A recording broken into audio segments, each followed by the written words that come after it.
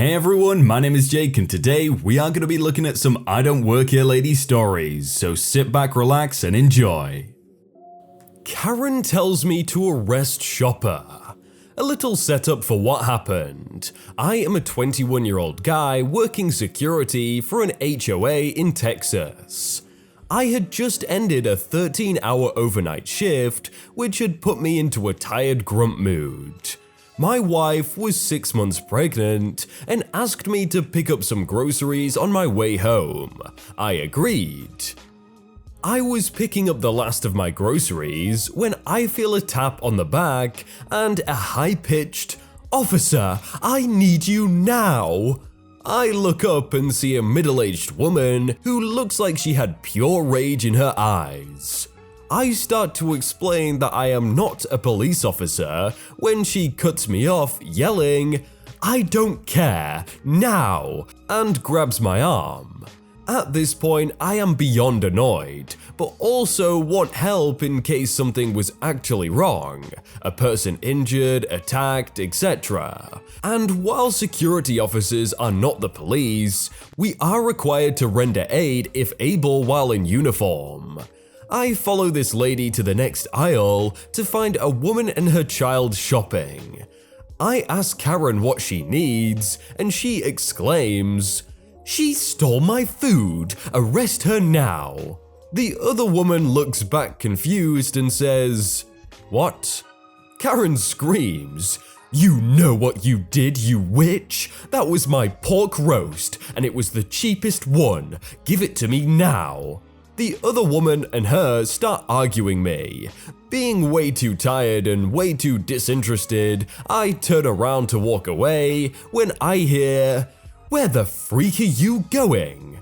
Still walking away, I reply, "Back to shopping." Next, I feel something tug on my waist. I instantly turn around to see that Karen took my handcuffs out of my duty belt and was running back to the other woman, screaming, "You're under citizen arrest!" And she actually tries to handcuff her, and fails. I race towards her to get my handcuffs back, while she is trying to handcuff this other woman, which I am going to take a wild guess and say didn't actually steal Karen's food. And she yells at me to stop and hits me in the nose with the handcuffs hard enough to make my nose bleed.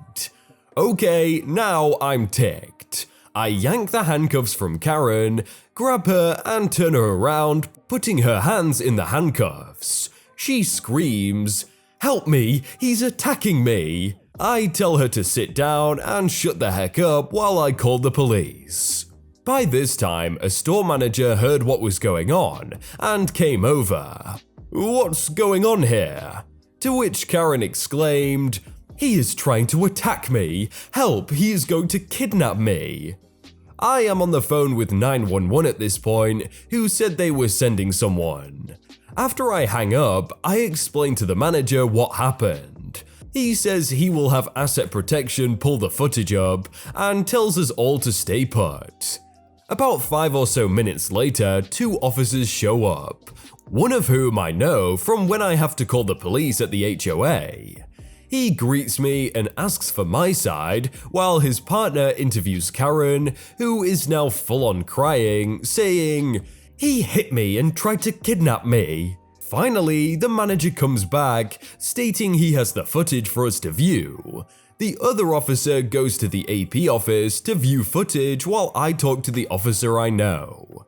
A few minutes later, the other officer comes back and asks me and the lady she was arguing with if she would like to press charges. Apparently, when I turned to walk away while they were arguing, Karen hit the other woman in the gut. We both say yes. Apparently, in Texas, if you assault a uniformed security officer, it is upgraded and is the same charge as assaulting a police officer. She was hauled off in the back of a squad car and charged with assault of a public servant, a state jail felony, assault when she hit the other lady, attempting to falsify a police report, failed to give identification with criminal intent, she gave officers a fake name, and get this, she also had an outstanding warrant for theft of service. Go figure. Karen will have a lot of time to think about if that pork roast was worth it. I got my groceries and went home to tell my wife what happened. Geez, she sounded crazy. I hope he got his handcuffs back. This isn't a taxi, this is my mum's car. I'll start off by saying that this is technically more an I do work here, but this is my day off story. I live near a rather popular but small party town. Every day during the summer, and every Friday and Saturday outside the summer, the bars and clubs open up and a ton of both locals and tourists come in to party it up. Since the region is quite spaced out, and we're not in the US where 2 hours is considered a casual drive, most partygoers opt to call a cab to get to and from the clubs. This is usually where I come in. See, my boss really loves New York, so he imports second-hand New York taxis to use here. Since we're the only ones in the country driving them and we have the cheapest rates of all the cab companies around, we're the most popular and often the first someone will call if they need a cab. Now, the part about us driving New York taxis is kind of important, because these cabs are incredibly out of place and easy to spot. They're bright yellow, have large printing on them of the company name and phone number, have the little sign on the roof, and have a specially colored license plate that indicates it is a legit taxi. Now, I had the day off since it was Friday during the winter, so there isn't enough to do for both me and my colleague. So, we take turns every other week. I'm not much of a party animal or drinker for that fact, so even on my days off, I'd rather just stay at home and play video games. This night, I was at home when I get a call from a group of friends that were out partying. They stupidly convinced the friend that was supposed to be their designated driver to have a few beers with them, and things got out of hand, so they asked me if I could pick them up. I said sure and got in my mum's car, my own car only having one passenger seat. Now, remember what I said about the New York taxis a few lines back? Yeah, my mum's car did not tick any of those boxes. It's a large greyish Volvo station wagon, obviously with no signs or the appropriate license plate to be a taxi. I get to the clubs about 15 minutes before they close. Locals with a sense of how the taxi rush works when all the clubs close are smart enough to leave early, so they have an easier time finding a cab that's available. Of course, while these people are just barely smart enough to figure this out, they are also too drunk to have a decent eye for detail. To them, any car that parks in front or near the clubs is a taxi to them. Just like I do when I'm actually on the clock, I lock my doors, intend to only open them once my friends are here, but unfortunately, my mum's car is getting older, and the back doors didn't lock properly. Before I have a chance to react, 4 drunkards shove themselves in my back seat. One of them even reaches to the front and unlocks the front passenger door for 2 other guys. Now, I'm taken aback by this display, but the act of unlocking the door really gets me. I already hate it when people do this when I am working, so for them to do it when I'm not is even worse. My boss does not subscribe to the customer is always right mentality. When we're driving, we are king, and our cab is our kingdom. You can enter my cab when I allow it. Now, I have 6 randos in a car meant for 4 passengers, and I'm trying to tell them to get out, but they're all singing like loud drunks so they don't hear me. As I'm trying to get through, I do hear bits through the singing of one guy drunkenly trying to tell me where they need to go, and after a few repeats, he gets more irate, as I'm obviously not going anywhere. I give the volume knob of my radio a good spin, and the short blast of sound is successful at shutting these guys up. With them all quiet now, I tell them again that they need to get out as I'm not taking them anywhere. They get whiny, just tell me to drive and to not worry about it. As they apparently completely understood what I said, I repeat that they need to get the freak out of my car. I'm not a taxi. Two of them say they recognize me from last week, which is entirely possible since I was working last week. So I'm obviously a taxi driver and I just need to take them home. Note that I never actually understood the guy that was talking to me where they wanted to go, so even if I wanted to, which I didn't, I had no idea where home was. They tell me to take them to the same place I brought them last week. Now, I am absolutely horrible with faces. Add to this the fact that I'm a very down-to-business person, so I tend to not really look at the faces of my passengers. So even if I did indeed bring them home last week, I wouldn't for the life of me know where that was a week later, since I had no idea who these jerks were. I tell them that even if I knew where they needed to go, I'm not a taxi driver, and they need to get out. Also, if I was a taxi driver, at least one person would need to get out since the New York taxis only have seats for 5 passengers. Now comes the icing on the cake. One of the drunkards in the back seat decides that now is an amazing time to freaking throw up in my mum's car.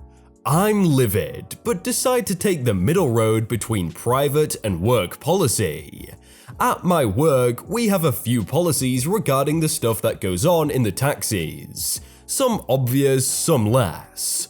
Number 1, no alcohol, which especially Germans don't seem to understand, and no glass bottles, which is actually prohibited by law since it can be used as a weapon. Number 2, no smoking or vaping. Number 3, no touching the driver, and number 4, if you throw up, you either clean it up or you pay €100. Some of these jerks were too far gone to clean it up, and were more likely to just make it worse. The absence of tools to clean it with at all didn't help either. I repeat again that they need to get out of my car, and I add that they need to pay me €100. The guys that apparently rode with me before were aware of the €100 policy, and were obviously still under the impression that I was under the clock. The guys that apparently rode with me before were aware of the €100 policy, and were obviously still under the impression that I was on the clock, but they were still hesitant to pay, since obviously €100 is quite a lot of money for dumbos their age. They start making a scene which rocks my car all over the place, attracting the attention of 2 police officers. With how busy the clubs can get, the area is heavily patrolled during party hours. They come over and ask me what's happening. One of them bends over and looks into the car, seeing all the passengers all packed like sardines.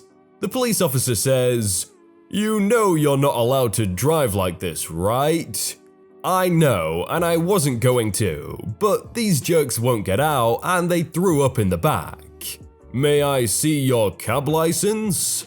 I'm not here as a cab driver. I was just here to pick up some friends, which these guys are not. One of the police officers had seen me before, and checks my dashboard. No taximeter. She checks my license plate, which is obviously just a regular plate, and she notes my frustration at the people in my car. A few minutes later, my friend finally arrives to the sight of 2 cops pulling drunks out of my car, with one guy yelling at me why I don't want to make money. I believe another yelled the classic, "We pay your salary" comment, which, spoiler warning, they don't. Most of the company's income comes from special reservations, and I get paid by the hour, not the customer, so their contribution to my salary is minimal to non-existent. I, for some reason now lost to me, tried to explain this to them, which was like trying to explain the concept of Schrodinger's cat to an actual cat with how drunk some of them were. The cops, blessed as they are, knew all too well how annoying it was to clean puke from fabric, so they enforced the technically not applicable to my situation policy of €100 for throwing up in my car. My friends get in the car. Luckily, with 3, no one had to sit in the puke, and I thank the officers for their help and want to drive off. But not before checking my rearview mirror, where I see the jerks angrily walking towards another cab, a bright yellow cab, my colleague who was actually on shift. I quickly grab my phone, I wasn't driving yet, and I open an app we use for work that basically turns your phone into a walkie-talkie. Hoping my colleague decided to log in, despite being on his own tonight. He was. I quickly tell him not to take these people with him. The mention of vomit was all the confirmation my colleague needed to leave these guys standing. With the other cab companies already swamped with reservations, I can already imagine how long these guys had to wait for a cab to pick them up. At least it would give them time to sober up. In the end, my friends and I are driving home. I'm still somewhat irate, but we managed to have a laugh, only soured somewhat by the equally sour smell coming from the back. We get home, my friends pass out on the couch, I clean the vomit before it sets, and put 80 of the €100 underneath my mum's phone in the living room, since it was her car. The next day, my mum was not happy after hearing the story, but there was no trace of the vomit and she got €80 out of it. I did receive an email from my boss asking from my side of the story regarding a complaint he received on a day I wasn't even working. He promptly trashed the complaint after hearing my side, and that's honestly the last I heard about it. My friends each chipped in a 20 and bought me a game for the help and trouble, so now I'm playing Breath of the Wild. I'm surprised they complained at all, like you'd think in the morning they'd just be like, oh we were drunk last night, oh I don't want to think about it, but no, they decided to complain, okay. Wow guys, look on screen right now, you see those 2 videos right there? They're pretty good. I think you should click at least one of them and watch another one.